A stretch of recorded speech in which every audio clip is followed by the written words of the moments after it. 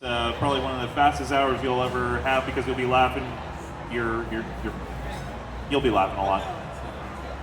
Mr. Brian Gaar. Thanks. That was a great intro. I appreciate that. Classic Game Fest. How are you guys? Give yourselves a round of applause. We have a great panel coming up. Who here owned an Intellivision back in the? Oh yeah, I see. Yeah. You were too young to have owned an Intellivision now. My name is Brian Gaar. I'm gonna warm y'all up for our esteemed panel. I'm gonna tell a few video game jokes. I had an Intellivision because my mom somehow mistakenly thought they were educational, that it was somehow a little bit better than Atari because George Plimpton did the commercials for it. So she got me an Intellivision, and the game it came with was Las Vegas Poker and Blackjack, because you're never too young to start on becoming a problem gambler. But it was great. I love old games. That's what I grew up on. But I feel like I'm too old to be good at new games. I was trying to play this game online. I think it was Halo, and I was playing with teenagers online. They should not be allowed to play online, first of all. They're little monsters. And they were making fun of me because I was terrible. And at one point, one of them asked me how old I was over the headset, and I told him I'm 40, and his response made me feel 140. He was like, "How old are you?" And I'm like, 40, and he said, "Wow." And then he goes, "I respect that." Like I'm Gandalf from Lord of the Rings all of a sudden, playing Halo. I started to get preachy with him. I was like, yes, when I was a child, video games weren't digital. They came in cartridge form. And sometimes we had to blow on them to get them to start. And sometimes to save our games, we had to remember a 32-digit password. But most games didn't save at all. So if you were playing Double Dragon for 4 hours and your dad came in and turned off the Nintendo because it was time for dinner, well, guess what you got for dessert? 4 more hours of Double Dragon. I beat Mega Man and Battletoads. I got a resume. I'm an adult, you guys. It's weird though that being a nerd is cool now. They're all cool nerds hanging out here. I mean, not all of y'all, but some of y'all are cool, workout nerds. That did not exist in the 80s. We were not cool back in that year. Workout nerd, okay. You would get killed just for knowing computers existed when I was in elementary school. I went to public school, it was rough. But it's weird now, nerds have tattoos. I saw this 18-year-old kid at UT with just full sleeves on both arms. Looked like he went to prison for downloading too many Doctor Who episodes. But the worst is when I see LeBron James in the postgame and he's got those chunky librarian glasses on. Or Ashton Kutcher talking about how he loves to play Dungeons and Dragons. And I see my people's culture stolen like that. Just oh, yeah, this is how the Indians must feel. You're on my land right now. I got a laugh from the panel. I'm excited. I've got a little nephew, and he's 6 years old, and he's just an idiot, and we love making fun of him, because he doesn't really get it. He brought a math test home the other day from school, and he had failed it because after every question, he had just written Aquaman rules. And my sister was like, "Oh my God, Brian, is my kid an idiot?" And I'm like, "I think so. Aquaman doesn't have any good powers. He's gonna have a job with his name on his shirt." Guys, I went to Best Buy the other day to get a new controller for my PlayStation, and I get there, and Best Buy was selling a whole row of PlayStation controllers in the but they were actually calculators. They didn't, and I was like, "Nice try, math. You're not gonna fool me into learning." And then I find what I'm looking for in the back. It was an arcade style, a professional grade joystick It was awesome, like a fighting stick. It cost me $150. And I got it home, and my wife at the time was like, why did you spend that much money on something this pointless? Which I don't think is fair, you guys, because she has a master's degree in English. And can't even play Street Fighter that, you guys. All right, are you ready for your panel? This is going to be exciting. For me as well, give a big round of applause for everybody up on stage. Keep it going for them, come on. Mr. Keith Robinson, Julie Hoshizaki, John Sohl, and Bill Fisher.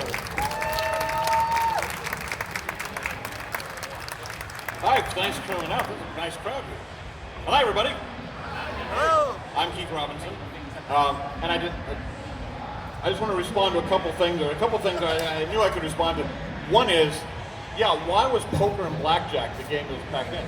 Now, the reason for that is that there was a guy named Ralph Baer, who you might know as the guy who really first invented the home video game thing. The company he worked for, they patented the whole idea of video games. Actually, what they patented was the idea that an object moving on screen could then interact with something else that's written on screen. And so that was the basis of the patent. So when the Intellivision was first test marketed and came out, they filed suit. They filed suit against Atari and won. They filed suit against us. So when they first started trying to pack a game in, they were going to pack in baseball. Hey, that's going to be great. But they decided, just to be on the safe side, they decided to pack in a game that has no interaction. Nothing, no object has to meet another object and interact. It's all just figured out by space where you get the card goes. Something like that. So they put in that just to be on the safe side, so they lost the suit. They couldn't charge them for all 2 million copies of that game that was out there. So that's why they chose that. There's a little bit of trivia to start off with, and we're going to be filled with trivia like that today. I'm going to just ask some questions to the panel, just kind of get us all started, and then we'll do questions and answers. Because in a group like this, we can never tell if you want to hear about how the games were programmed, or if you just want to hear how it was to work in Mattel. So let me start with Mr. John Sohl here. John Sohl was, I believe, John, you were the very first person Mattel hired specifically to do Intellivision games. Essentially, that's true. I was hired as a general design and development employee working on handhelds, but after about 2 weeks, I was assigned to the Intellivision crew that was Mike Minkoff and Rick Levine, who were working on a bowling game. So I went and looked over their shoulders for about 3 months and saw what they were doing and worked a lot of the sound effects on bowling, which were not satisfactory. But we did our best, and so yeah, but I was not, it's not like they had a job in the paper. I had the paper saying, wanted in television program, wanted game designer. So yeah, anyway, I'm the first one hired. Anybody here okay out there? Or should we be doing this? Oh, you're all right. All right, that's better. Testing. Oh. But now, John, one thing people forget is that this was all the 1980. None of us had ever, we didn't grow up with video games. We came to video games as adults. And so how do you do this, whatever. So what was your background and why did you come to video games? I graduated in 1975 from Princeton University. I had a degree in mathematical statistics, and I worked at UCLA, School of Medicine, in the cancer research program for about 5 years, and it really wasn't for me. But at the time, when I went to Princeton, there wasn't even a computer science major. Yeah, there wasn't at UCLA either. Yeah, I started as a mechanical engineer, and then I did a year of electroengineering, and then I went into statistics because the other engineering was too hard. And but I was aware of the computers. I remember seeing the first computer store up here, and it was amazing because it was like finding a store that sold helicopters. or the skydiving score. We'd never seen that. I mean, the computers, that point I made before is that the computer I used in Princeton had 4 megabytes of memory. Please speak directly into the mic. Please speak direct. Oh, okay. Apparently I'm not. Speaking directly to the mic. So, the computer at Princeton had an entire building and it had 4 megabytes of memory. And the chip on my phone has 4 gigabytes of memory, which is 1,000 times as much. And yet this is so small that I could lose it in the carpet. I can and have lost it in the carpet of a hotel. So that's how much things have changed.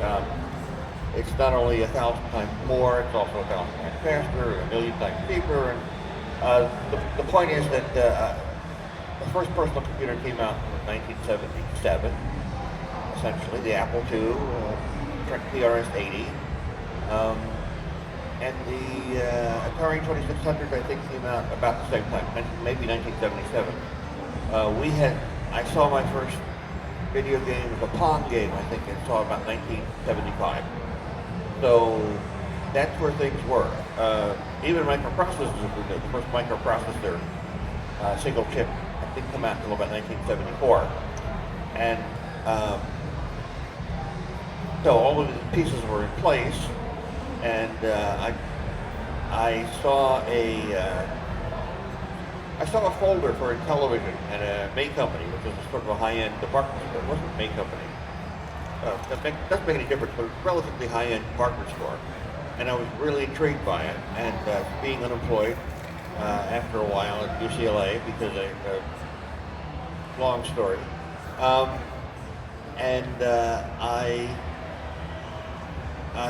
ended up applying at Mattel, toy company, I think it was called at the time. And I mean, Mattel Toy Company was the biggest toy company in the world, and a Fortune 500 company, but they were getting into electronics. And they had just developed the Intellivision hardware, which had been developed. The hardware was sort of developed in-house with the help of General Instruments, who was the chip company, I think they're based in Chandler, Arizona. And the software was written by a contracting company in Pasadena called APH Consulting, and they did the first 12 video games on a Keith can give you the details since he's ferreted them out. They did it was a flat price contract for $30,000 each. how much? $30,000. $30,000. No royalties. Yeah, people just No one. contract. So, and then when it turned out that Mattel was producing 1 million at a time, they said, "How come we're not getting any royalties?" And that was what the contract was. So, and Mattel was known as being a very cheap company. They would save anyway. They were really cheap. So they hired the cheapest. They paid as little as they could, and they didn't want to pay any more to APH because, last year we paid $30,000. We don't want to pay any more this year. So we ended up working at Mattel with somewhat inferior development systems because the good ones were APH and Mattel didn't want to pay for them. The development of bowling was done at APH because that's the only place to do the work. APH is about 30 miles from Mattel, and so I would drive to APH, and that's where I did Astra Smash. John, when you were interviewed, how did you convince them you were a guy who could do games? Since there was no background or any degree in games. The guy who interviewed me was Mike Minkoff, who I like very much, still respect him very much. My boss did. And I'm Bill's boss. That was her boss. So we're all Mike Minkoff people. Yeah. So I had bought, not knowing anything about what Mattel did in the electronics area, I had gone out and spent $25 for a handheld football game. And I took it to the interview. I took it out of my briefcase and said, "Look, I bought one of these," which in those days was a little unusual. Apparently that really impressed them, the fact that I'd gone to the effort to buy that rather than just show it with a resume. And I could speak you know, having done computer programming for 5 years, really 10 years. You know, I didn't have any problem with the technical stuff. I hadn't done any assembly language programming professionally. I had done some of it on. I had bought a home computer in 1978. I had done some assembly language programming, but this kind of stuff was hard in those days because I didn't have a floppy drive. Floppies were like extra $500 to buy one, and so my experience with assembly language programming was mostly theoretical because I used to like to read the manuals with my spare time. And you know, 8080 and 6502 and 1600. So he said, gee, apparently, I said back, he's a smart guy, can we hire him? So they hired me.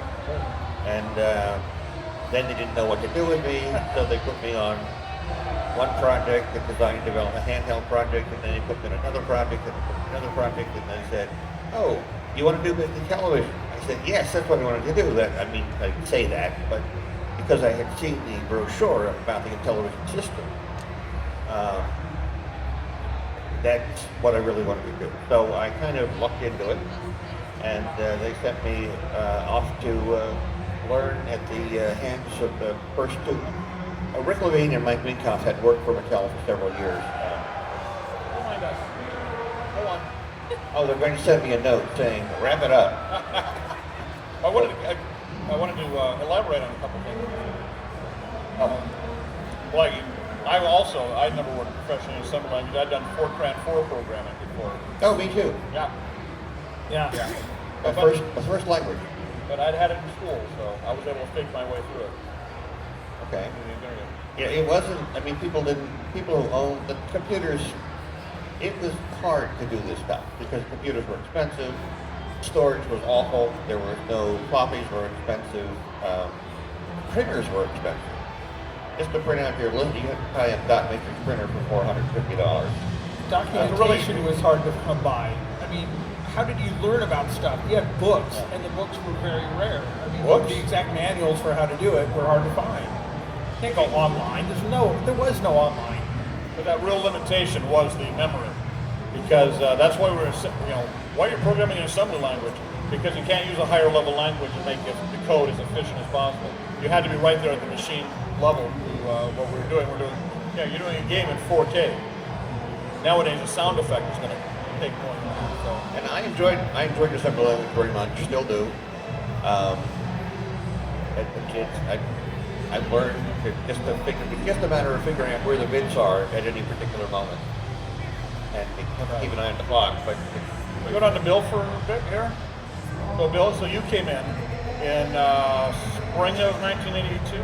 June of 81. 81, yeah. June of 81, but I actually interviewed, I think, in March or even February of 81. I was still a student at UCLA at the time. I was looking for a job.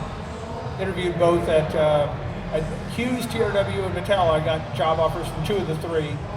And I said, well, do I want to do games or do I want to do aerospace? And I said, well, I'll do games because I can always go get a real job. And what did your dad say? What did my dad say? I don't know. What is this story? You always told the story that your dad did not understand why games. Oh yeah. What do you do with games? It wasn't just my dad. That was a lot of people. They're like, why don't you get a real job in aerospace? Because games are cool. And I had written my first game actually in 1975 in Fortran 4. So I don't know that many people in the world who have written a game in Fortran 4. It was called the Energy Game. It was like Hammurabi, only fancier. So it was a little simulator of your economy. And I wrote it in Fortran 4 on punch cards for an IBM 1130 mainframe that we had at our high school. So when I went to Mattel, or when I went to UCLA, I wanted to do games. I knew I wanted to do games. And that was kind of an unusual career choice. But when I got to Mattel, when I saw at the Career Center that there was a job for, doing games at Mattel, I mean, this is something that my best friend Alan and I had talked about, starting a company to do video games and, build electronic games when I was in high school. So this was dream come true for me to be able to find a job in games. And I think I was the first person who was hired at Hawthorne. Is that right? That's what Daglo told me. I was the first one that they had made an offer to. Hawthorne, you said? For at the when they started hiring for the in-house. Oh, yeah, that John Sohl. After John. Oh, after John. Right. Yeah, after John. Yeah. I mean, but when they had the big push, when they started Right. ramping up to our current facility. Yeah, at the beginning of 1981, I think we had maybe like fewer than a dozen programmers working on this stuff. And when we closed in 1984 or 1983, when we first started layoffs, we were over 100 people. Yeah, and we had operations in Nice, France, Hong Kong, Taipei, Taiwan, and in Hawthorne. We actually had 4 different. And 2 guys in Massachusetts. And 2 guys in Massachusetts? Okay. Yes, 2 guys in Massachusetts. They had worked for the company that built the play cable. You remember the play cable? The play cable was this little device that plugged into your cable, or plugged into your television, and then to your cable box. And it would download like a dozen games per month that you could play. And they sent out the instruction books and everything. That was revolutionary in 1982. But 2 guys who worked for the company said, we could actually use that to reverse engineer the Intellivision and program games on it. Because what it is essentially was a box full of memory. And so they did that, and they called Mattel and said, hey, guess what? We used your play cable, and we now figured out how to write games for Intellivision. So would you like to hire us to write a game for Intellivision, or would you like us to go someplace else to do it? So I said, well, okay, we got this game, Bump and Jump we want to do. You want to do Bump and Jump? So we never let them come into actually Hawthorne. They were never allowed in. We sent Dave Warhol as a just supervisor to go back to Massachusetts to talk to them. They had some, I think they were calling some technology consultant or something like that. But it was just 2 guys. And they programmed Bump and Jump for us. And then we also had some guys in Chicago who did the AD&D for Atari VCS because they worked for me. So it was 2 guys, I think. I would say, give a little bit of local color here, or local information. Intellivision is based in Hawthorne, California, which is part of the LA area, and it's the South Bay, which means south of LA Airport, which was loaded at the time with aerospace companies and TRW Hughes, and everybody in the South Bay either worked for TRW Hughes or Mattel at one point. Yeah. Mattel had a very high turnover. So that's why we weren't in the Silicon Valley, because Mattel had been founded like 1950 in a garage in Hawthorne. Yeah. So if it's Mattel, it's swell. That was the You can tell it's Mattel, it's swell. Oh my that God. was the TV show, the commercials and the TV shows when I was 10. So Actually, that's how Mattel became so big, is they were one of the first companies ever to use television advertising, and they advertised their toys, including Barbie when it came out, on the Mickey Mouse Club. oh, And they very quickly became a huge company. and Barbie was introduced about 1960, and Barbie became the cornerstone of the Mattel empire, and she still is. And be very respectful of Barbie, because Barbie is the Now, my background in terms of this, I had been working in special effects out in the San Fernando Valley. So, but the South Bay area he talked about is where I lived, the beach. Yeah. So I had like an hour commute out to the place where I was working on the special effects. By the way, I did the blue screen compositing for the Star Wars Holiday Special of 1978. Yeah. Star Wars Holiday Special. My contribution to the Star Wars Empire. But so I wanted to work back in closer to where I lived, the beach. And so, as I said, really, if you're going to work there, you got to work for TRW or Hughes. The thing is that I didn't like about programming at a large company is I talked to a guy who was programming at TRW. And so what do? Is they essentially have something that needs to get done, and they write out bubbles, they call them, and each bubble is like a black box. This is the information that's going to come in. You program how to make it do this. And so that's what it was. Every program was all assigned to black box. You never saw really what you were doing. And even, I don't want to work in some place where it's just you're working, you don't know what you're doing, you don't see the finished product.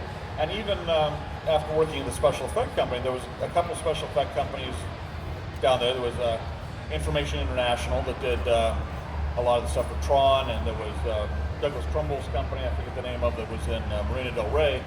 And I talked to them. I spent a long time talking on the phone with Devin Smearon one time, who was in charge, now I guess was in charge of Industrial Light and Magic for Lucas. And again, you see me there when I talked to them about stuff that I knew in special effects. They wanted to find what little cubby hole could we put you in. That the Industrial Light and Magic had really gotten the special effect industry so regimented, and they could offer them the services to other companies. And I didn't want to do that. I wanted to do something where I could follow the progress of something all the way through. So when I did go to a job fair at Mattel and just started talking, I was curious how video games were done. I found that a programmer really could stay with the program at that time from beginning to end. It really was your project.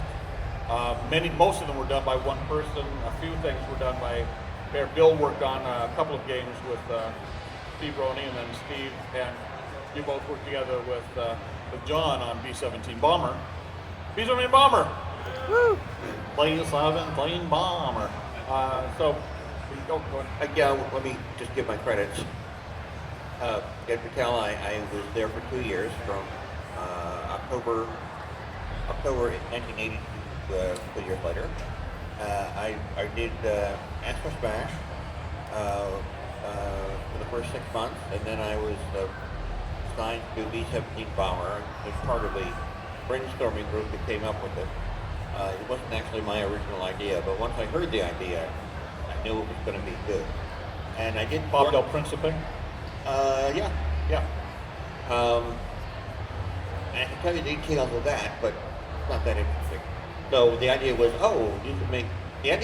what they told me was, you have a voice game and it's a bombing game over Europe in World War II. And so, go ahead and do it. So it was up to me to decide what kind of screens we wanted and whether we wanted to have, a view from the bomb with the bombs going down, or a map. And since it was my second game, I wanted to do everything. I said, let's just do everything. We'll have the view from the pilot, the view from the rear gunner, the view from the side gunner, the navigator, the map, the landing, etc., etc. And a control panel which had a scrolling odometer with scrolling digits, which I thought was really cool. Did that get the final game? That got cut out of the game because it was like huge. It took this enormous amount of space in the ROM. So I worked at this massive game for about 6 months, and I was clearly falling behind, and they needed to have it done. And it was related to the release of this voice, Intellivision. The Intellivision had to come out at a certain time, and in order to support that, there had to be games that would play on Intellivision. And the Intellivision games had to be games that used the Intellivision, and then for which the Intellivision was essential, so that people wouldn't just buy the games and play them without the Intellivision. So, kind of a chicken egg kind of thing, but there was a time limit, and I was not getting anywhere near to being done. I had a lot of great bits and pieces, but Gabriel Baum, who was our Lord and Master, is the head of the Intellivision development, assigned me Steve Roney and Bill Fisher, and they said, these folks will help you. And my previous experience of working with programmers wasn't good, but these guys were great. And they got it together, and we worked together. It was amazing. I was sliding into the depression or whatever it was, but I didn't like to go into work in the morning, so I would show up at work at like 4 or 5 p.m. Yeah. And then I would work all night, and then I'd meet with Steve and Bill, and they would work in the daytime. And we seemed to work together great. So it was really my first good experience collaborating with people, and that's how B-17 got done. And I'll add one personal anecdote here, is you guys have been working on it, and they said, this is the day it has to be sent to the factory in Arizona where they're going to make the ROMs if we're going to have these out for Christmas. And so you guys were just cranking to get that thing finished. on April 23rd, 1982. Friday. The last I was day. I was getting married on Sunday, and my best friend Chris Helbling flew in from Chicago. I said, "Hey, you want to see the where we're doing the games?" He goes, "Oh yeah, sure." So I took him over to the, went in and looked at the cubicles and everything, and looked at one cubicle where there was an Intellivision and stuff. And I said, "And hey, this is Steve Roney, this is Bill Fisher. They're doing this B-17 bomber." You weren't in yet. You were still asleep at home. And Bill looked at my friend Chris and said, "Do you like video games?" He goes, "Yeah." And he sat him down, and Chris played that game for about 20 minutes and said, "Hey, that's good." And you guys pulled it out and sent it to Arizona. I said, "It's done." That was the That QA testing. cycle. That was the testing. Well, what had happened earlier in the days, we had a bug in the game, and it had to be fixed, and we had no space left in the cartridge at all, and we had to find it. I won't tell the whole tech story. There's a very interesting tech story you can ask me about later about exactly how we did this, because it was really bizarre. But I found 2 decals to spare somewhere in the cartridge, moved some stuff around, added 1 line of assembly language code, put it together, burnt the ROMs. Remember, you had to burn a physical ROM chip for this. This isn't like, oh yeah, compile and run, and it runs on the iPhone simulator on your laptop. No, this was, you burn these chips, 6 of them in this particular game, 6 chips, and you plugged them into a card, and you slammed that into an Intellivision, and then you said, wow, I wonder if this will fix the problem.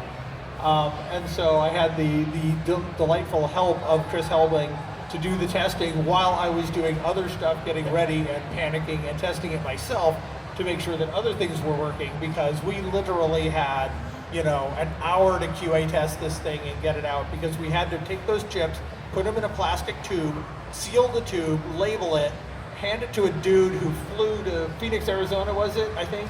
Anyway, where the manufacturing plant General was. Instruments was based in Boston, I think, but their manufacturing was done in Arizona.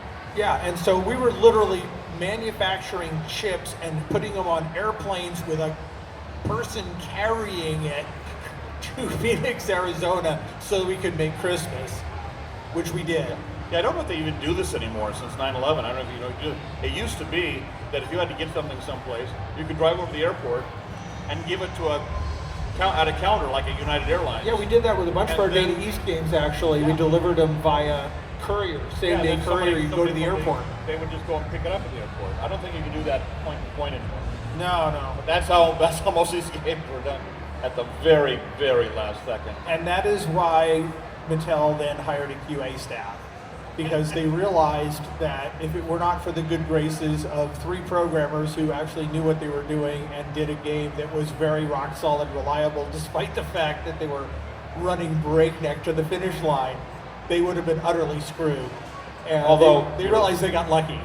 Bill is leaving something out here, which is that when the finished ones came back, Steve Roney gave it to his dad, who crashed it in half an hour. Yeah. Yes. So there was a big bug in it, and they said, "Okay, no more of this." In our defense, the bug is in the ROMs, not in our code. No, the bug was in the ROM. The bug is in the exec. It's in the exec. That's right. The exec does not check. Hold on.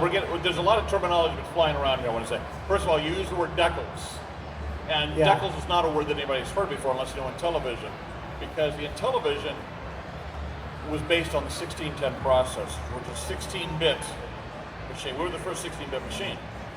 But if you were careful in how you programmed, you kept your jumps within 1024 bytes of where you were. You could do most of the game with instructions that were fewer than 10 bits. And so they used 10-bit ROM to put the games in. Now sometimes you needed the full 16-bit instruction, and they would put 2 together. There was a machine, there was a code that put them together. But most of it, you tried to do it with the instructions that could fit into 10 bits, so they could use cheaper memory, because they were getting really cheap.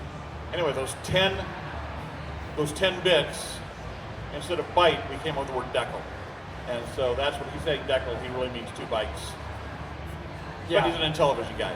And the other thing is the exec itself. The exec is the operating system. you probably read all this stuff. The operating system for the Intellivision, written by David Rolfe. It's 4K. 2K of it is a program loop, just basically a loop. What you're really writing when you're writing a program, you're not writing a full program, you're writing the subroutines that loop calls. The subroutine goes through every 20th of a second or every 60th of a second and says, okay, did two objects interact? If so, do this subroutine. Did something interact with something in the background? Do that subroutine. Did something time out? Do the timeout routine. That's what you're really writing. You're writing a bunch of subroutines.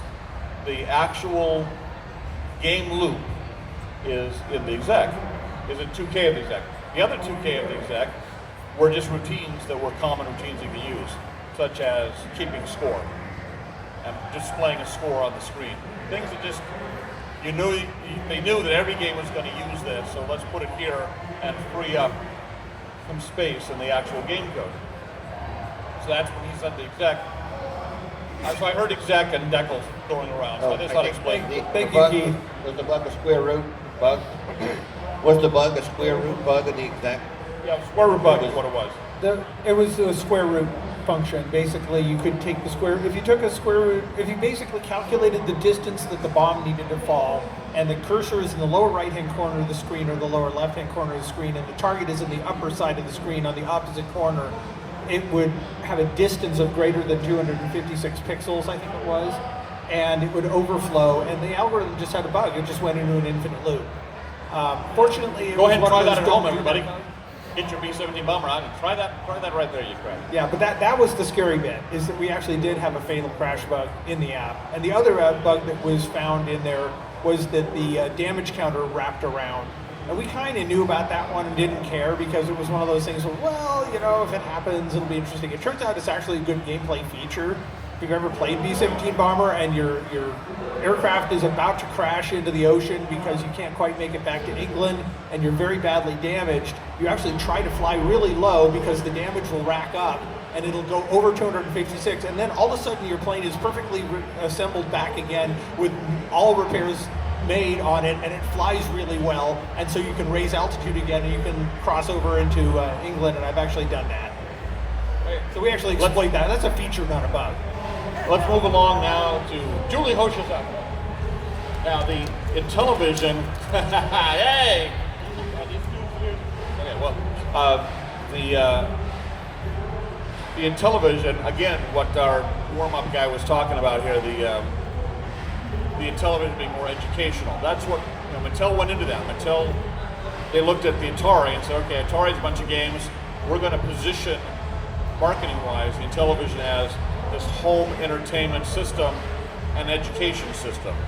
And family, all sorts of other stuff. There was stock market analysis. There was all of the stuff that we're going to have on it. We have Jack and Lane physical fitness, Warren French. All of this stuff was going to be on the Intellivision. And so the Intellivision, nice little unit, had the 1610 microprocessor in it, but then they had a larger thing, which was a keyboard component, which had a 6502. Essentially it was an Apple II. And then the Intellivision plopped into that and could talk to it.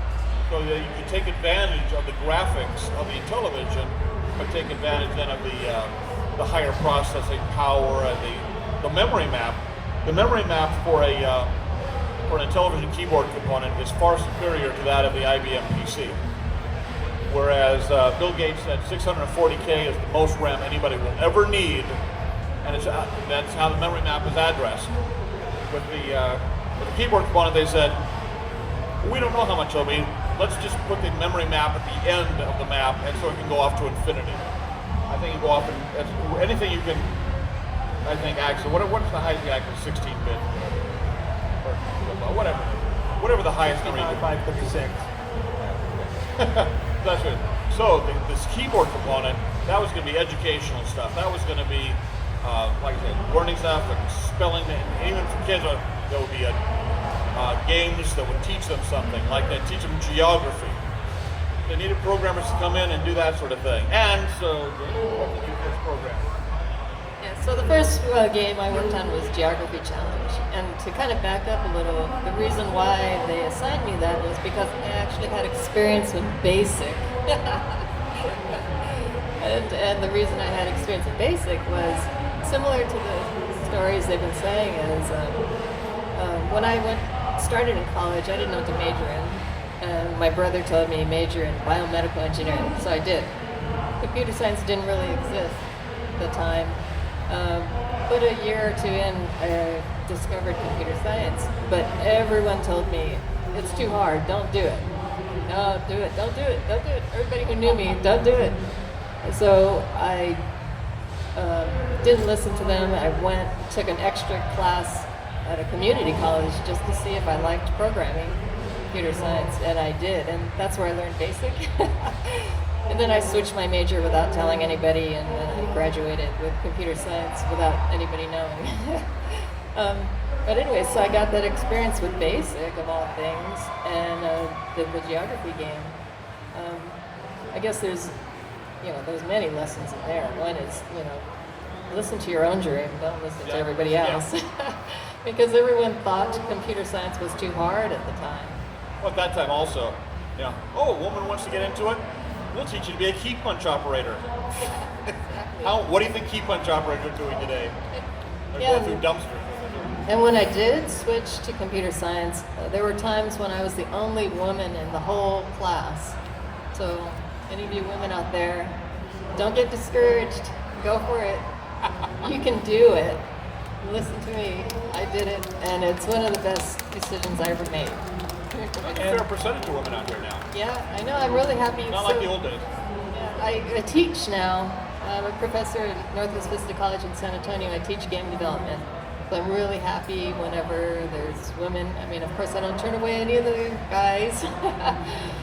But we do actually have a Women in Technology Club to try to encourage everyone, not just women, but everyone to understand that everyone could do this. And speaking of when you guys were talking about B-17, one of the things I really liked about Mattel was the camaraderie and how everybody helped each other. And my office was right across from Steve Roney, the other programmer they were talking about. So all day long, I heard B-17 bomber all day long, but I didn't mind. Sorry. The fake. Who were we faking? Whose voice were we faking being? John Slim Wayne. Pickens. Oh, It was the fake Slim Pickens voice. B-17 bomber. They couldn't afford Slim Pickens, the real guy. We hired if anybody remembers, there was a Los Angeles comedy group, but they had albums nationwide called Firesign Theater. See a couple nods out there. But the Firesign Theater guys, we used them several times in games, and they did kind of the character voice, like the drawling B-17 bomber guy, and the pilot who's supposed to be kind of a John Wayne, a good shot, and then in chorus in Bomb Squad, they'll never do it in time. These were all Firesign Theater comedy troupe actors we brought in. Yeah, we actually thought about getting Slim Pickens, and we called him up, and his agent said, he lives in Arizona, so if you want to go to Arizona and pay $10,000, he'll be happy to record a couple of hours. And, this is Mattel, so they'll hire somebody who sounds like Slim Pickens. Well, we did a baseball game with voice, and they tried to get Vin Scully from the Dodgers, and they couldn't afford that. Yeah. The one thing I'd like to echo that Julie had said is that, I think the culture has changed, and we're really delighted about it, that it is perfectly okay for women to be geeky.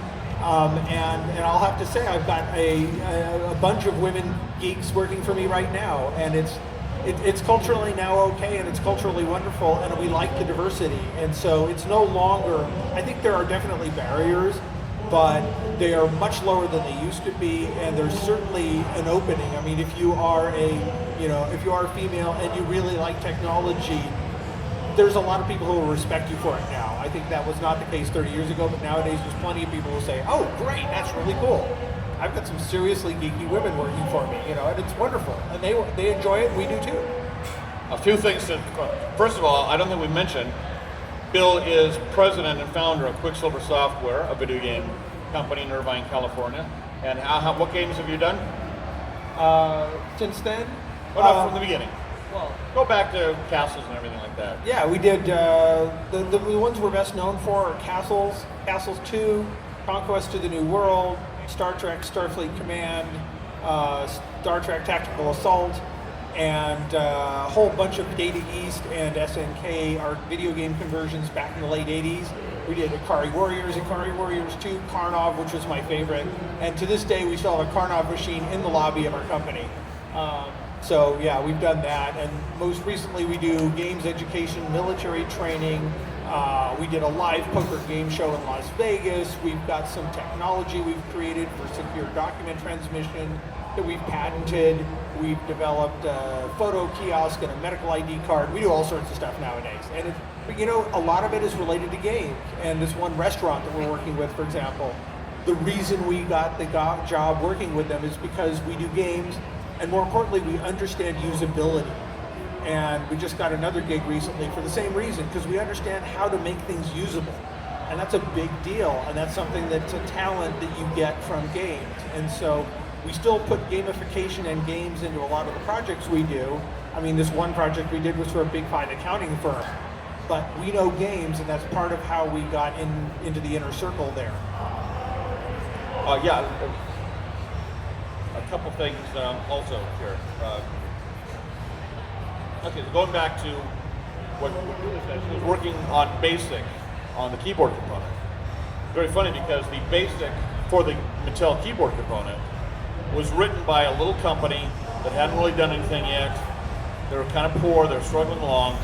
A company called Microsoft. And to this day, on the bio of Gabriel Baum, who was our boss's boss, on his bio he still lists that he knew Bill Gates and Paul Allen when they were poor. And I think we paid them about $27,000 for the BASIC that they did. So they created the BASIC keyboard component. But now, what happened to the keyboard? When did you get told that, hey, there's not going to be a keyboard component? They never told me. Well, how did you move into the Intellivision side? The project was just over, and then I guess. And then you were assigned to me. And I'd been playing around with this idea called Thin Ice, and I said, you're the one to do it. And actually, you completed that game, I think, in better time than almost any other programmer. The time they generally gave us to do a game was 3 months. I think that's what was on the schedule, was 3 months to do a game. Mostly came around 5 months. Some games took longer than that. Chess took longer than that. Pinball took longer than that. It took years, a couple of years, 2 or 3 years. Yeah, that was a mess. Right. But it was on the schedule for 3 months Thin Ice, and you did it in just 3 months. I didn't realize. This job was my first right out of school too, and I didn't have experience because I didn't actually write a game, but I did. They gave me a test during the interview. I guess they wanted to see if I understood logic and assembly language, and it was Mike Minkoff giving me a test, and then midway through he's like, okay, stop, you get it. I was lucky I got hired. I was hired before the Minkoff measure, so I never had to do the test. The Minkoff measure was actually, what had happened was, is they hired a programmer who turned out couldn't program. But he was good at music, so they kept him for sound. Russ Lieberman. He was great at sound, but he was on the books as a programmer. And getting a sound programmer. So they kind of forced him to program, which he didn't really do well.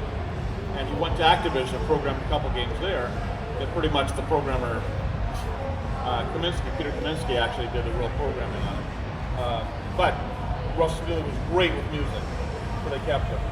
But they said, okay, from now on, when we hire a programmer, we want to make sure he programs.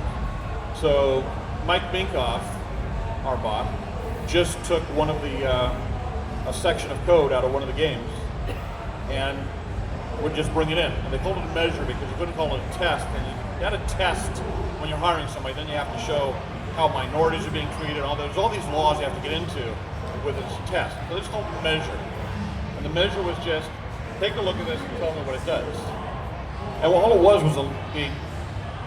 a complication of our programming was that the microprocessor we had did not have an OR command. It had an exclusive OR command, but no OR command.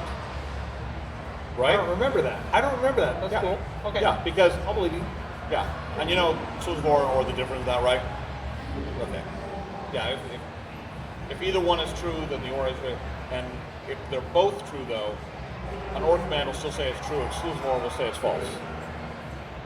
What this was something where they wanted to or two things together without there being an or command. And so it was a loop. And it just went through this thing. And the thing you had to catch was the test for it, the increment and the test was the beginning. So it'd only go through it 7 times, not 8 times. So if you said it's an or command, but not for the final digit, you win. You get the job. Yeah, the 1610 was a slightly weird processor. It was actually based on the PDP-11. It was a DEC processor, but they shaved it down a bit because they couldn't fit it all into the chip the same way the PDP-11 would do it. But it was nice because it had lots of registers. The bad news is it was incredibly slow. And we were able to do like, it was 800 kilohertz, not megahertz, not gigahertz. That was kilohertz, less than 1 megahertz. And it took about 5, it took, I think, 6 was the minimum, 4 or 6 was the minimum number of cycles it took to do anything at all. And some of them took up to 14, so I figured the average was around 10. So I think we got around 10 machine cycles, so that's 80,000 to 100,000 operations per second. That's all we had, 100,000 operations per second in machine language. So a lot of the programming is very clever. The exec had a routine in there to multiply. So if you had 2 numbers to multiply, you can put them in there and call them the whole thing. But it's so slow that you're better off saying, okay, what are we trying to do? Multiply by 10? All right, let's shift everything left and then add. Right, shift left by 3 and then add shift left by 2. Yeah, and then add the thing twice to it. And then looking at that, well, do we really need to multiply by 10? Can we get away with multiplying by 8? Because then you don't need to add stuff in, you just shift it. So all things like that through the code. Shift by 10, no, it'll be okay if it's shift by 8. No one will see the difference between 8 and 10. Yeah, there's a lot of reasons why there are powers of 2 used frequently. But there's a lot of little cheats and things on how things work. If you were actually sitting down and saying, okay, I'll do your algorithm will be this. There's a lot of, we can buy it this way, we can buy it this way. Yeah, I mean, and you think about that, that's a good point, Keith, we haven't talked that much about recently, but there is no multiply, there's no divide. I mean, that's a big limitation if you're thinking about doing math on the machine, is that there's even the easiest math operations back in those days were not available in hardware. Add and subtract is all you had, and so And by doing the shift and right and left and keeping it binary, that's why most of we programmed in binary and in base 16. But base 16 is very easy to go from base 16 to 2, which most of our stuff is in. Difficult to go back to And decimal. so if you had to generate a random number between 0 and 10, it was kind of a pain. And the way the system did it is it generated a number between 0 and 16, and then it said, oh, look, it's greater than 10. Let's just try again, and maybe we'll get lucky the next time. That's literally what it did. Unfortunately, that doesn't give you an even distribution, but it's a talk for another day. But so, how did they teach you Intellivision though after being in basement? Oh, well, when you first get hired, they just sit you down in front of the exec, and there's a running man on the screen, and they say, make it do something. That really is about it. Yeah, so There was very little. Actually, now John Sohl here, he was. I want to put in something else that was important about John Sohl, is he was very curious when he came in, and there was not much documentation. The guy David Rolfe would write in the exec. He wrote about I forget what it was, a 40-page little pamphlet that was Xeroxed off called Your Friend the Exec. But how certain things were done, they weren't really filled out. And John kind of looked at it, kind of went through it and everything, and he wrote out a lot of notes, including the description of the 16 colors. I mean, there's a light blue, and he wrote light blue. Kind of a cerulean blue, looking up at the sky at about a 45-degree angle, and it's beautiful. It's a beautiful thing. And he wrote all these notes, and they were so good that they Xeroxed them and gave them to new programmers. And that's why Don Daglow, the other boss, there was Mike Meekoff and Don Daglow were the 2 Intellivision boss managers under Gabriel Baum. Don Daglow started calling John Sohl Dr. Sohl. And everything that Don Daglow wrote, he always referred to Dr. Sohl. Dr. John Sohl. And I actually had, doctor, does he have a degree? Do you have a PhD? No, he just did the notes. So a lot of things we worked on were actually notes that John had done when he came in. Yeah, so this gave me a reputation, and partly because I had just written this stuff for my own, to figure out the manuals for Division, and partly because I wasn't there during the daytime. I only came in at nighttime, so I got a reputation as this ghost who would only come in at nighttime, and yet, I was on all of the, when they put my name on the notes, they thought I knew everything, which was not the case. But Yeah, actually, I think that when I started, they told me that there's a Dr. Sohl, and he's only going to come in like at 5 o'clock and work through the night. And it was like a myth almost. And today I was telling John, I don't even know if we've ever actually met until today. I'm not even sure. I mean, I know him because We were working in the same department, but at the time there were 120 people, and they were hiring new people left and right. And I was really focused on doing what I was doing, and I didn't really want to pay attention to any of the new names or faces. But Julie, you come in early '82. So, Yeah. maybe You probably were in the other department for the keyboard component. But when you moved into the actual, where we were, probably for the instrumental. By the way, I just one other thing. Going back, when you were saying, being interviewed, and that you had you actually had one of the little handhelds. And this going back to something that Bill was saying. That is something that everybody I know who is a boss and is hiring, is doing interviewing. One thing they're always looking for is somebody who actually is a gamer. That's like the number one thing. They want to play these games as much as they want to write them. They just want to have fun with the games. So they'll come in. That's one of the basic questions in an interview. What's your favorite game? What do you play? How would you improve it? What do you want to see in a game? And I still do those same questions today. Now that I've taken I have questions and answers, I'm sorry, we'll do as many as we can now, okay? Do you have anything else you want to say? No, I just want to make one point, which is that I don't necessarily, even though there's a banner under here that says Art Institute of Austin, I don't necessarily endorse that company. Ooh, have you had problems with them? No, I just don't necessarily. I'm not speaking. It's like a radio station saying, that's an advertisement. We do not necessarily endorse. Well, can I endorse the Intellivision? Oh yeah, sure. A fine product I have that has 60 of our games in it. 60 games. $45 at our booth back there. And the sleeve on it is something we put on at shows. Normally we charge like an extra 5 or 10 for it, but here we got it for free. And right at the back is where the autographs go. Come by and see what we got in our booth. So please come by the booth afterwards. Also, in the booth, we're running a video that's got a lot of our old commercials and interviews with programmers back at the time, and a lot of other fun stuff. So please come to our booth afterward. Now then, Okay. you got a microphone. Have them ask questions. Real quick, before we do questions, Ryan's going to make a couple quick announcements. Then we'll get right to the questions. Big round of applause, absolutely. Great panel. And by the way, thank you all for coming. Class of gaming investors, we have a Q&A with the folks from Intellivision happening right now. So who wants to ask a question? Yeah, I know. Also, check out some of the amazing booths that are right beside the panel stage. You get Geekery and more. I don't know if we can get to the microphone or not. Publishing, I might need you to come Mural over. art, prismatic llama. Thank you. The 501st. By the way, I just want real quickly. You're talking about artists do well, whatever it is. Julie is a professor here.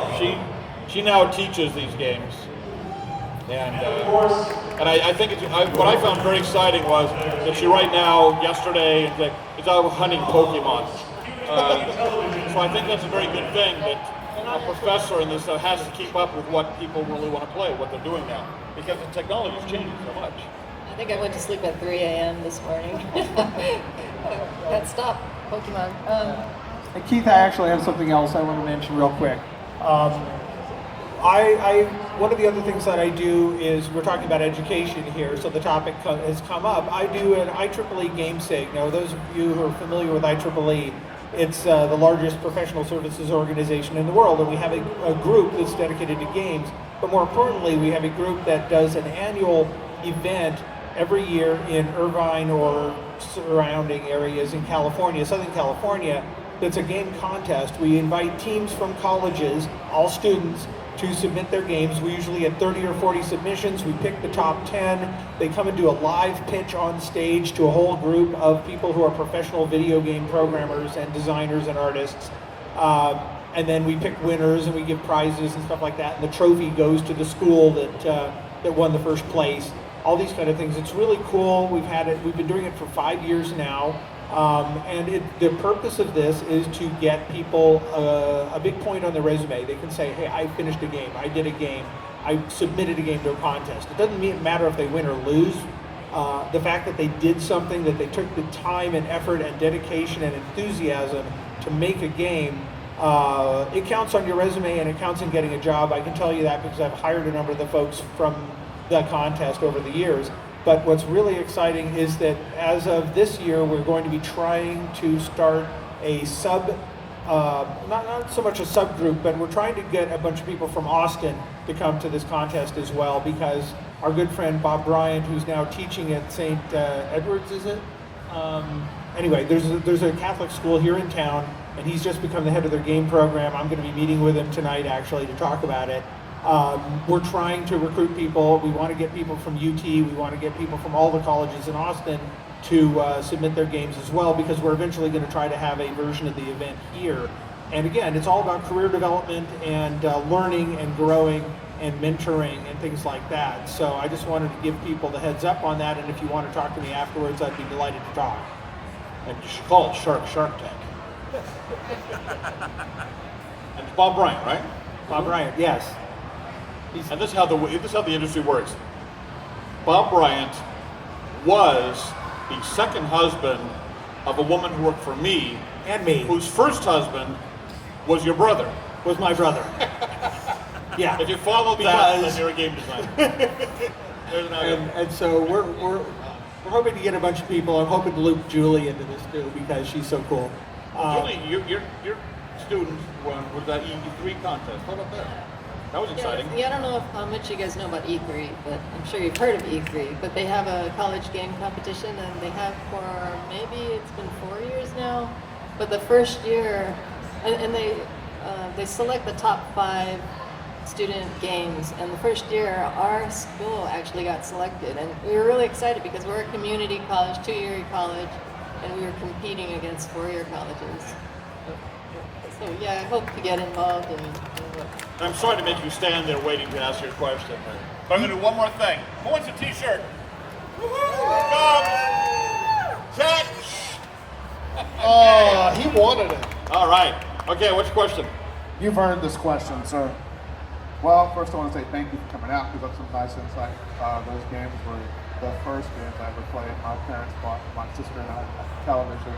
We had the choice between Atari and Intellivision, and I had played Space Battle at my cousin's house, and I love that game, so I get Atari. But anyway, you talked about the computer hat on, and I've read some stuff online, but why do you think that failed? Were they spreading it too far apart? And do you think there would have been a feasible business plan to actually make that work and become a home computer option for The people? computer component? Yes. Well, the problem with the computer component was they said at the beginning, and this is a marketing thing you never should do. They said at the beginning they were going to make it $600. And they couldn't figure out a way to build one for less than $800. That was the problem. Was there ever a release in any form of that? There was, yeah, because we had said we're going to do it. They, FTC said, do it. And that's why they had to come up with the ECS later, this little cheap $200 one, because it did the things. It had a basic in it, it had some extra memory.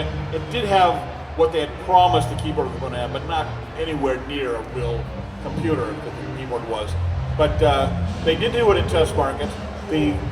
Mattel used the Gottschalk chain of department stores in Central California for their test markets.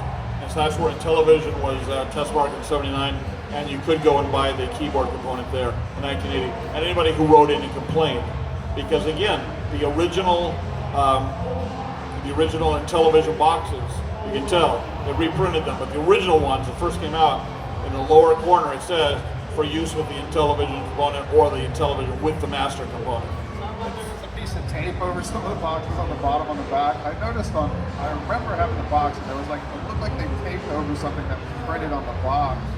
If it's on the front, they were probably going over that. If it's on the back, the game was probably Dig Dug. Because Dig Dug, no, not Dig Dug, I think Buzz Bomber. I think it was Buzz Bomber was the one. There was one game that they,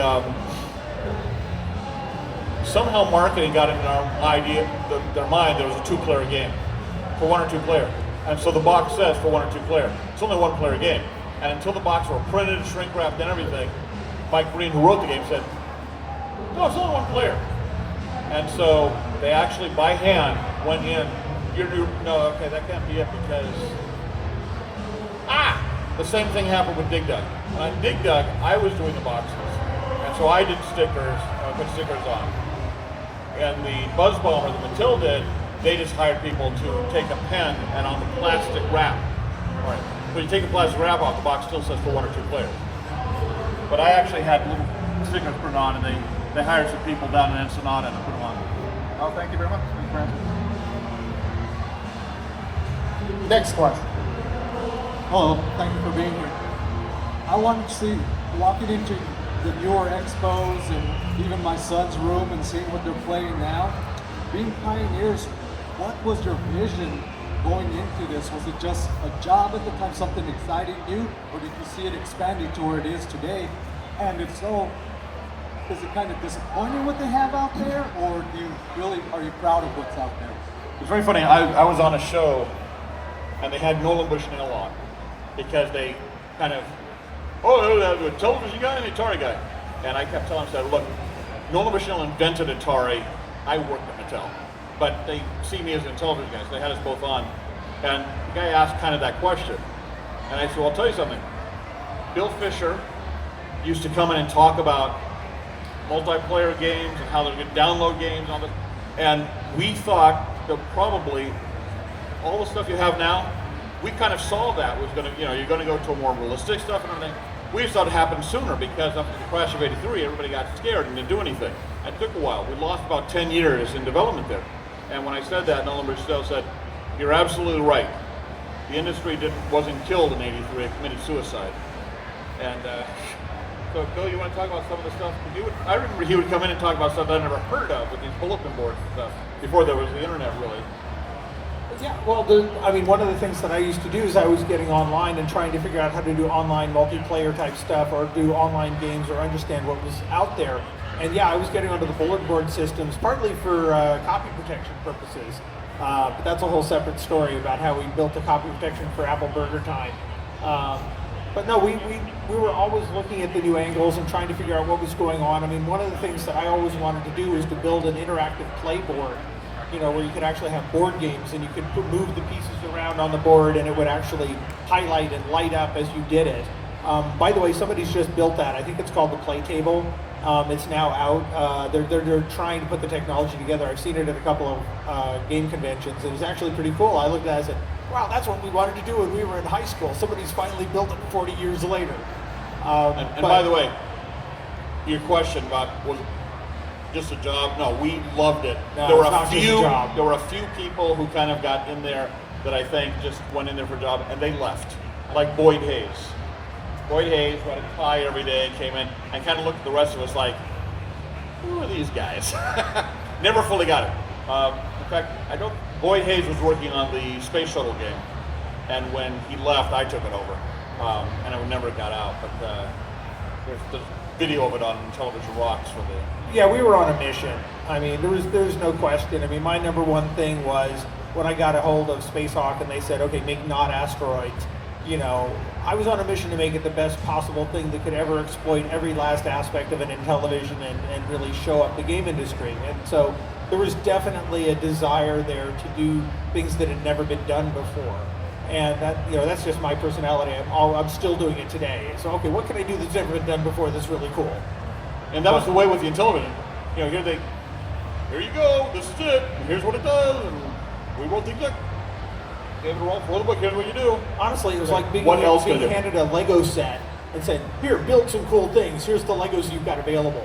And, you know, the Legos we had were pretty crappy and limited. I mean, there was only so much things you could do. The colors, you know, John, you named all the colors, but, you know, 5 of the 16 colors were variations of blue or brown.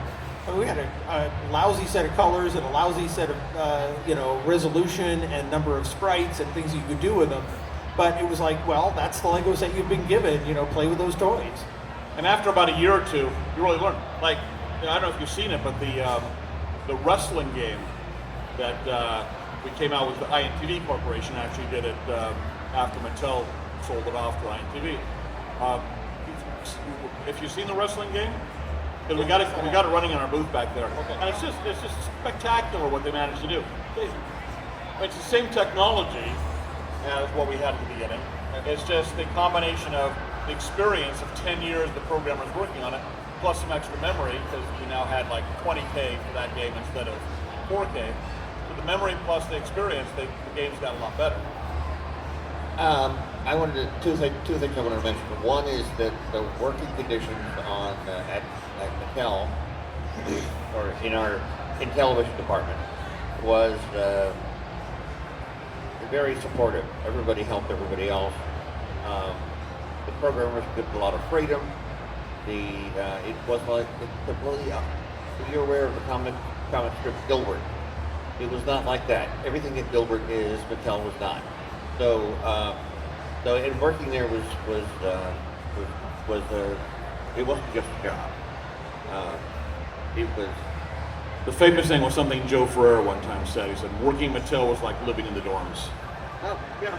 Yeah, it's true. And, you know, you hear a lot of stories about the soul-crushing misery of working at a lot of the video game companies today. And I know, because some of the people now work for me who've told me these stories firsthand. And it's not the case. It was never the case there, at least not for me, and not as far as I know for any of the people who worked with me. I mean, we were just having a great time all the time. And I don't know, you're right. It was like we're being in the dorms and having fun every day. And you know, part of it is, look at this, it's 35, 36 years later, and I'm just delighted when Julie walked in, and I see her, right there. We still are friends, we still want to work together, want to do things together. And a lot of that is because of Keith, and Keith deserves a shout out for that, because he has really kept this group together and helped everybody and talked to everybody and kept in contact with everybody and encouraged us to come to the shows. And so that, you know, that leadership is unusual. And if you look at all the different major brands, you have Atari, Coleco, Mattel, you know, who's the brand that has all the people who are still together and still friends and still talking every week? You know, I think it's the Intellivision crew that's really stuck together. And I forgot I was going to add on, when you were telling the credits of Quicksilver, one of the credits of Quicksilver is doing the Windows emulator for Intellivision Lives. So still working on Intellivision stuff. And doing one of the very first iPad products ever done, which was the Intellivision VH1 Intellivision emulator, which we did for them, and that was a product that shipped the day the iPad shipped. Right, we were working on the one for iPhone, and Apple was so impressed by the iPhone one, they asked us to be a launch product for the iPad. And we said, okay. Which was really good, and then led me to be standing in line in an Apple store the day the iPad shipped, so I could buy one and see my product actually running on the real piece of hardware, because we didn't have one. I did that too, which means I have an iPad 1, which you can't do anything with anymore. You can't load them. It's pretty much a brick at this point. Yeah, it's just like, boy. I got a stack of them. Yeah. Do we have another question? All right, I think it's time for another T-shirt. What's a T-shirt? This one is the. All right.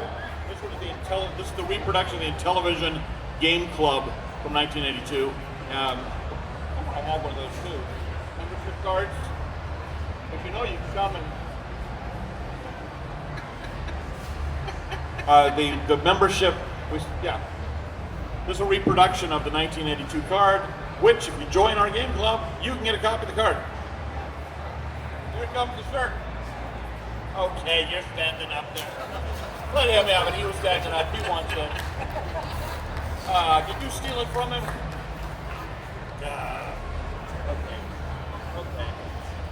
How would you like a bottle of shark repellent suntan lotion?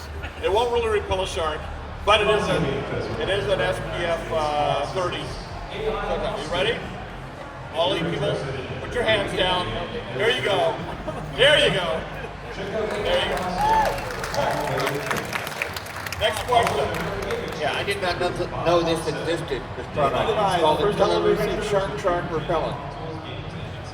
So my question is that I had read that the name the Blue Sky Rangers was given to the original programmers to protect their identity so that they wouldn't be recruited from other companies. Yes. So I was a little bit curious to hear more about that. Was there aggressive recruiting and was it even an issue because it sounds like you really love working where you were. So I kind of wanted to hear about that.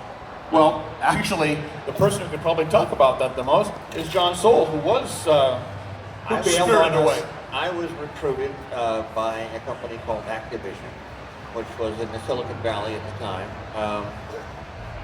Mattel did try to keep the identities of the programmers secret. Atari did as well.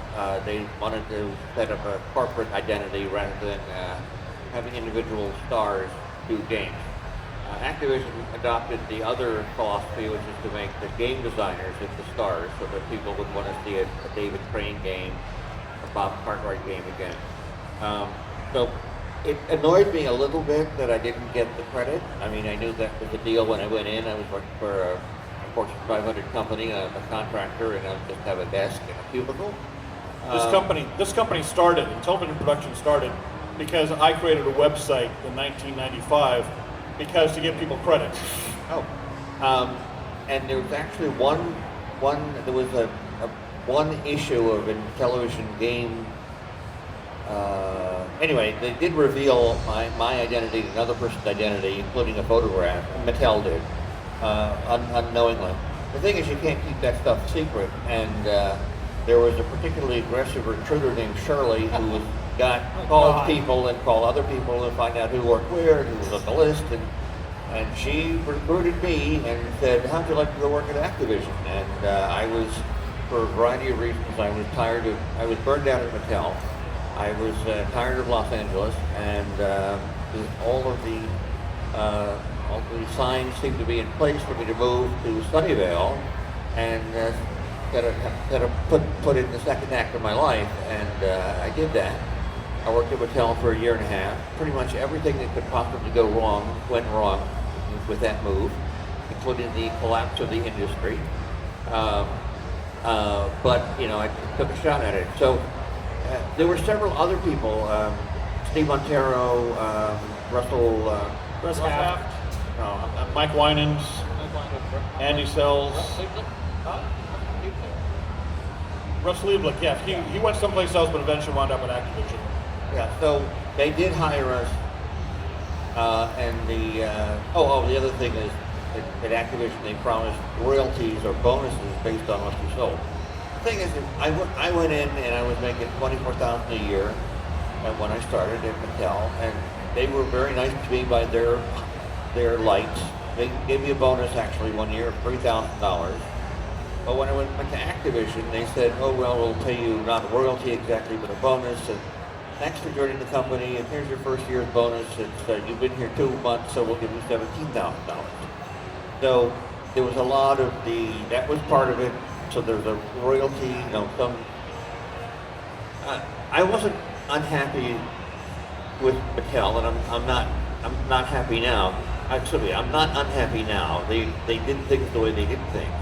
But when I made a game, and Astro Smash specifically, and it sold 1 million copies, and I sort of didn't get it. They gave me a trophy, but I wanted to go to a place that would recognize me more. A lot of that's youthful. The thing is, I didn't really want to be famous. But that was one of the draws of going to Activision, is to actually be able to show your face, in public. And there was, after I moved, there was a lot of recruiting that went on, and people going to not just Activision, but iMagic and companies I don't remember. Yeah, Mark Kennedy, who did Scooby-Doo's Maze Chase for the entertainment computer system. They came to him, and I guess he just got married and was wanting to buy a house, something like that. And they gave him a $40,000. Actually, gave him a $40,000 bonus so he could buy his house, his condo. So there was a lot of money floating around trying to buy people. I think the word was it was $500 if you get him a copy of the in-house directory phone numbers. That's what I heard. Shirley was paying $500 for a phone directory. Wow, I wish I'd been a sellout. No, just kidding. I was mad because nobody. I was never a sellout. I was mad because nobody ever called me. And my best friend there, Mark Urbanek, they called him. And I said, "How are they calling you and no one's ever calling me?" And he said, "Oh, because everybody knows you don't want to move." I said, they asked me, is there anybody else who would be interested in hunting? He said, well, no, not Keith Robinson, because he lives at the beach and he wants to stay there. And that's why I moved in the first place. So. Yeah, well, I was the same way. I made it clear that I really was a leave. 5-minute drive away from my house to Mattel. I was having too much fun. Of course, I was starting up the Apple II and IBM PC group and traveling to Taiwan and hiring programmers in Taiwan in 1983. You know, so I had a lot going on. It was a lot of fun. So yeah, they sent me to France for 3 months in 1983. Yeah, you spent the summer in France. I spent the summer in Taiwan. That was a blast. I win. I'm not going to disagree. The offices were cubicles, and so we could hear everybody's phones. So it used to be like someone would get a call from Shirley, and then they'd say, Shirley's calling, and then you could hear the next phone ring, and the next phone ring, and the next phone ring. Yeah, there was no, people weren't trying to hide or anything. People were proud when they got a call from a headhunter. And our president, Gabriel Baum, again, he had at the end of '81, they spun off Mattel Electronics as a separate company, still owned by Mattel. But then you had the Mattel Corporation, and then below that was Mattel Electronics. Josh Denham was the president of the company, and then you had several vice presidents. For our division was a guy named Hugh Barnes, and below Hugh Barnes, you had Gabriel Baum, vice president of application software. Below Gabriel Baum, you had Mike Minkoff and Don Daglow, the directors of programming, and then below them you had us running around. And Gabriel said one time he liked it that the headhunters were going for us. He said, you really should take an interview every year or every 6 months or so, just to know what your value is in the marketplace. He actually liked it when we had an interview. And now Because he had confidence would come back. You know, the acoustics here are not optimal for this activity. I mean, we're having a technical discussion here, and then there's noise from over there. But so you're welcome to come back to our booth over here and ask any questions or get any autographs or photographs, whatever you want. We're going to be right over there afterwards. And you can buy this and get autographs and everything. Looks like we got one more question. Go for it. All right, coming from where they're coming from, at the air that you're coming from, seeing that and starting there and then going from that to like the bits and the pixels and the renderations to the way it is now, and seeing how the way games were presented then and now people can actually tell full-fledged stories with video games and like actually get people's emotions evoked and things like that. Like anyone who's played Metal Gear 4, going down that hallway and like sitting there watching Snake basically like lose his life while you're trying to save the world, and then you actually get emoted into that. What does it feel like coming from like your perspective, from going where it's been there to all the way now? I don't actually play modern games, so I'm kind of looking over people's shoulders. I'm amazed at the graphics and the sounds. I'm amazed at the how much can go into an iPad or an iPhone. And there are some areas, the technical areas, I thought virtual reality would show up about 15 years ago, and maybe even 20 years ago, but it's been a long time. But as far as the games go, I'm not one to comment on that. Well, Dave Warhol, who worked with us, worked for Don Daglow, and now he has a company of his own, Real Time Associates. And I remember Dave loved the comic strip Calvin Hobbes. just love Calvin Hobbes. And on the final, when he stopped Calvin Hobbes, the guy's running off on the white page on the sled for new adventures and everything. Dave said to me, "Damn it, I wish I could do a game that gave me the emotion that gave me." And he never figured out how to do it. He didn't know how to do it. So I just can't read it. So it's a difficult thing to do, and I'm not really sure how much the interaction allows you to focus the emotion that way. But there are people who say that, oh, this game, really didn't cause emotion. And there's plenty more to come. I mean, the thing that I'm excited about is the wide variety, the breadth of the types of games that are out there now. Everything from the big console games, which I don't play that much, or the smaller games, the portable games, the story-based games, the puzzle games, the casual games, the educational product. I mean, there's a tremendous variety of different kinds of things that have come out, and now that the tools are easier to deal with, we're getting tremendous numbers of people, and it is exciting to me because, I mean, doing games is a creative exercise. It's an excellent way to learn skills and to grow in your ability to do things. And having toolkits that make it very easy to do games means that a lot of people want to learn technology and learn about how to do game programming of all sorts. And games are some of the hardest challenges in programming. So from my standpoint, I think it's good that there's so many things going on. And yet there's also so many things that have never been done before that are now being done for the first time. There's still, storytelling is nice so far, but I don't think it's achieved anything of what it can eventually. And VR, we're just starting to dip our toes into VR right now, actually. So there's a long way to go, and we started out back there with the little tiny Lego blocks that were really crappy and a very limited set, and now you've got a giant set of tools with many, many, many different kinds of Lego blocks that you can put together in very interesting ways. It's a lot of fun. We like it. And it's an industry that still can make amazingly completely new stuff can turn up, and I think the Pokemon Go is an example of that. 2 weeks ago, I had never heard of Pokemon Go, and now it seems to be everywhere. And worldwide, it's different than the games that we've all thought about. So there's a lot of future ahead. The first thing I wanted to do, the first games I saw. That's the title of my autobiography. There's a lot of future ahead. I'll remember that. But the first thing that I ever really wanted to do, really the first game I ever saw, was text adventure stuff. The original adventure game. A friend of mine who was at USC, again, Chris Helwin, same guy, my best friend. He went to USC and to get his MBA, and in the finance department they had computers, and you couldn't do it during the day, they banned it. But from midnight to 5 a.m. you could play adventure. And he called me up one day, "Yeah, you gotta try it, you have to try that." I'd never heard of it. "You gotta try this."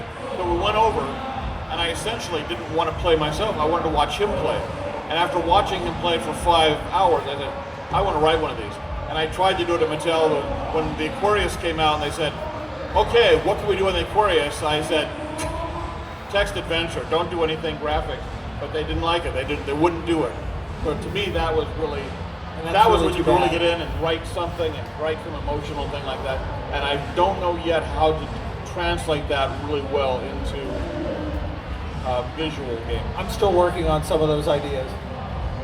Yeah, it's tricky with the interactive media because we don't know what the player's going to do, so it's hard to manage the story. It takes a lot of skill. Also, I wanted to say that since I teach, I talk to a lot of my students, and I've noticed many of them don't go to movies anymore. They actually get their movies from video games. And and I'm not like that. I actually like to play games just to have fun, and then I'll see a movie to hear a story. But I mean, we have sometimes heated discussions about this, but it's just preference. I mean, nobody's right or wrong in that. I just prefer to. I mean, I don't need a lot of story in me. I'd say it might also be age. Because that's one thing I've noticed. I was back at some place was doing an Intellivision day back in New Jersey a couple years ago that I went to, and they had an Intellivision set up playing Burger Time. And I saw and people were coming in. There were kids there, and there's this one kid who had never seen an Intellivision or Burger Time before. and he got up to play against me. And by the third or fourth game, he was beating me because he knows the language. He grew up with the language. He knows when something's going to appear here, when's the next new life going to show, the bonus life on. They know the language. All we can do is say, well, we helped create the language, but that we didn't grow up with that language. It's like, they say when you learn a foreign language, you really have to be able to think in the language to really be fluent in it. And if you're actually having to translate in your mind, you're not really, can never be fluent in. I'm still kind of not, with the games we do, I'm not really fluent with it. I have to kind of think about all this stuff. But and if you're younger than about 40, you grew up with it. Is that 5 minutes? 5 minutes. Okay. All right, got time for a couple more. Hello, thanks for being here. I think some of my earliest memories about gaming are Dungeons & Dragons, Cloudy Mountain, and Tron, Major Tron. But my question is there a game or a feature in a game from a programming perspective that you think most creatively utilizes the architecture of the Intellivision? Or asked another way, like what was your favorite game programming in your Intellivision career? Well, my favorite was Tron Deadly Discs because it used the controllers, and you could actually play the game solitaire with two controllers, one to move and one to shoot, and each one of them could shoot, move in 16 directions. And at the time, that was pretty revolutionary. Plus, it was just a very unique gameplay that's really never been done. And the programmer for that actually came up from wasn't he like in the janitorial department or something? Steve Sense? Steve Sense? I don't know about that. Yeah, I think, but the story I remember, and I may be wrong, but I don't think so, I think he basically fished one of Your Friend the Exec manuals out of the trash can. We never shredded them, I don't know why, don't ask me. And he learned it, and then he came to Gabriel and said, I want a job in programming, I want to do a game. And then we got him to do Tron Deadly Discs. And it was a marvelous and unique and unusual thing, and I haven't seen a lot of games even today that are like that. That's my favorite. I think one of the things that just the use of of what we call sequencing ground. So on the screen you had a lot of moving. You only had 8 moving objects really, but by going in at the interrupt level, this thing did every 16 seconds there was an interrupt to update the screen. You could use some of that time to change the bits that were in some of the supposedly static tiles that were used to create a screen. And so you can create this animation all over the screen. I did it in Solar Sailor. It didn't really add to the gameplay, but it looked nice. One of the reasons why when the game was reviewed one time, there was a review that I loved, it said, this game, the graphics of this game belong in the Video Game Hall of Fame. The gameplay belongs in the Video Game Hall of Shame. Well, it's true, because I was more interested in coming out of the game that looked beautiful, but I didn't actually come out of the game that was any fun. Well, and Buzz Bombers use that to a lot of effect. If you look at the Buzz Bombers, I mean, a lot of those animations are in the background. But from the very first game with baseball, that's how they get that many players moving on screen, is that the ones in the outfield, as soon as they stop moving, they turn into a character. One more? We got time. We got 3 minutes. Sure. Love this game? Sure. Oh, yeah. Wait a minute. You already have that. You've got everything. You've got everything there. Hi guys, thank you very much. There we go. Little story here. I've actually started learning programming when I was 10 years old and picked it back up about 3 years ago. I learned the basics of C++, Python, and Java, and very, very interested in learning game dev. I started learning UE4 about a year ago, and I'm actually about to start college on August 29th. I'm very nervous about that, but is there any advice that you can give to someone who's wanting to break into the industry for the first time? Bill hires people, so he'd probably be best answering this. Bill? Number one thing, complete something. That's the key. It's do a project, do it to not necessarily absolutely commercial release completion, but have a vision, have a desire to do it, have the enthusiasm to follow through and actually produce it to the point where it is a playable thing, a usable thing, an experience that is fun. And that's the number one thing, is to be able to do that, because if you can and you can show that to people and say, look, I know I don't have a lot of experience and a lot of background and a lot of programming of years and years and years. However, I did this. That is a very important thing that will help people evaluate your ability and also evaluate your enthusiasm, because this is the kind of career, it's not a dry kind of career. It's not the kind of thing where you can say, okay, I have achieved the credential, therefore I am qualified. It's all about enthusiasm, creativity, and insight. And those are intangible skills. And you need to be able to demonstrate your intangible skills in order to do that. The other thing I would say is you have to be fanatical about the quality of what you're doing. One of the reasons I think we're successful with what we've done and the games that we've done is that we had an intuitive understanding of what made them great. Why would this controller mechanism feel right? And we spent a great deal of time on, the games we worked in Intellivision and the stuff I've done since then. If the control mechanism feels right, if the Starship Enterprise, when you turn it left and right, if you get an emotional reaction from making the Starship turn, now you know you're onto something. And if you don't, you're not. And we still use that sixth sense today. So if you can demonstrate both enthusiasm and some sort of a sixth sense for gaming, you're home free. That's the magical key. One of the best artists we had at Mattel was a guy named Joe Ferreira. Joe Ferreira, the job he had before coming to Mattel was picking up trash on the beach with a stick with a poker. But he drew. He liked to draw, and he asked for an interview, and he came in, I interviewed him, and the first thing he asked me was, he said, "Is it as much fun to work here as I think it is?" I hired him. By the way, is Sharknado 4 on tonight, I believe? Because, we have these Shark tote bags. We only have, I think, 2 more left for sale because we switched to a canvas one instead of a blue one. So this is one of the few blue ones still around. And who wants it? Oh, got it. All right, guys, big round of applause for Mr. Keith Robinson, Julie Hoshizaki, John Sohl, and Bill Fisher. Thank you for coming out. Thank you so much. Thanks for coming. Thank you.